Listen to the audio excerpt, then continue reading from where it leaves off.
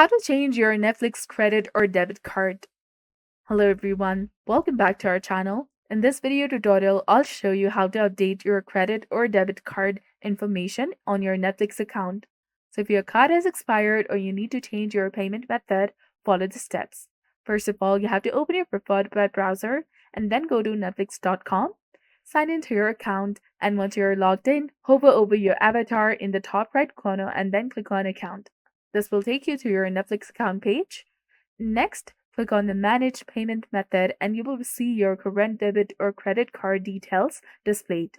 So to update your card information, click on the Update button and enter the new card number and fill in the other required details as well. Make sure to check the box to agree to the terms and conditions and then click on Save. Your payment method is now updated. And that's how you can change your credit or debit card details on your Netflix account. And if you have any comments or questions regarding this, feel free to leave them in a comment below. And if you found this guide helpful, please consider leaving a like and subscribing to our channel. Thank you for watching. See you in the next one.